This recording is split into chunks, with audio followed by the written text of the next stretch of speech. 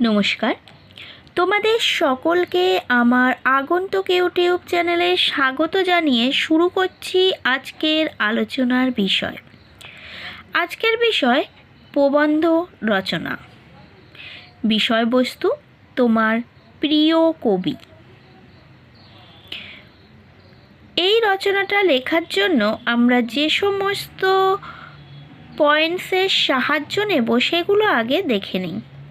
প্রথমেই লিখব ভূমিকা, তারপর ব্যক্তি জীবন, তারপর কবি জীবন, তারপর অন্যান্য রচনা, তারপর পয়েন্টস হবে জীবনানন্দের কবিতার ভুবন এবং সবশেষে উপসংহার। এবার চলে আসি যে পয়েন্টসগুলো বললাম তার ব্যাখ্যাতে। প্রথমেই পয়েন্টস করব ভূমিকা। পয়েন্টস করে এর ভিতরে 5টা লাইন এখানে তোমরা দেখতে পাচ্ছ লেখা আছে, 5টা লাইন লিখে ফেলবো সুন্দর করে। তারপরেই চলে আসবো তার ব্যক্তি জীবন, অর্থাৎ তিনি জীবনে কোথায় পড়াশুনো করেছেন, কি কি বিষয় নিয়ে পড়াশুনো করেছেন এবং তার জীবনটাকে তিনি কিভাবে অতিবাহিত করেছেন সেই সমস্ত বিষয়গুলি নিয়ে। ব্যক্তি জীবনের পরের পয়েন্টসে চলে আসবো তার কবি জীবন।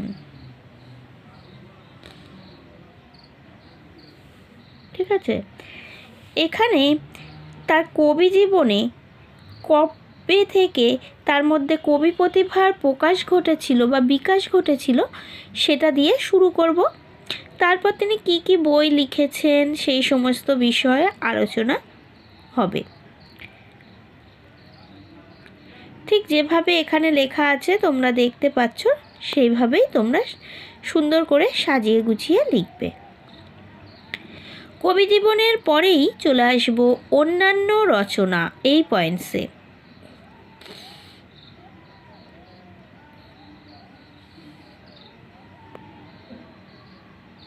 মানে তিনি কবিতা লেখার পাশাপাশি আর কি কি লিখেছেন, যেমন তিনি উপন্যাস লিখেছেন, প্রবন্ধ লিখেছেন, পত্রিকা লিখেছেন, সেই সমস্ত বিষয়ে আলোচনা করব।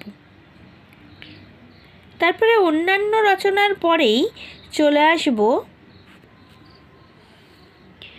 জীবনানন্দের কবিতার ভুবন। দেখতেই পাচ্ছ এখানে জীবনানন্দের কবিতার ভুবন নিয়ে কয়েকটা লাইন লিখে তারপরে তার কবিতা একটা তুলে ধরা হয়েছে।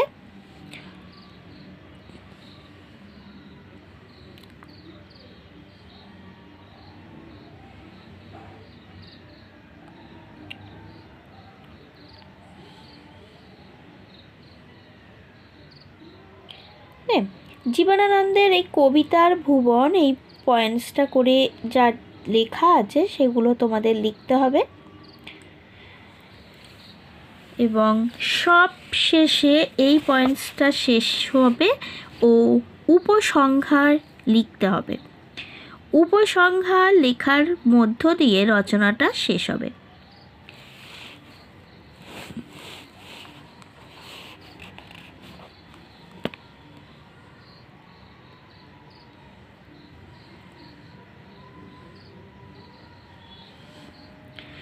ঠিক আছে, তোমার প্রিয় কবি বললে তোমরা এটা লিখতে পারো।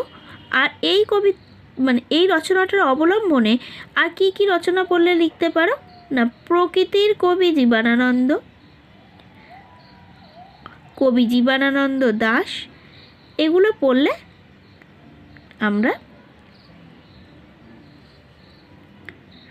এই রচনাটাই লিখব। আজকে তাহলে এখানেই আলোচনা শেষ করছি। পরের দিন চলে আসব আরও একটি প্রবন্ধ রচনা নিয়ে। তবে বলে রাখি, যদি তোমাদের আমার এই ভিডিও ভালো লেগে থাকে তবে অবশ্যই সাবস্ক্রাইব করো আগন্তুক ইউটিউব চ্যানেল ও পাশে থেকো। ততক্ষণের জন্য শুভরাত্রি, বাই বাই।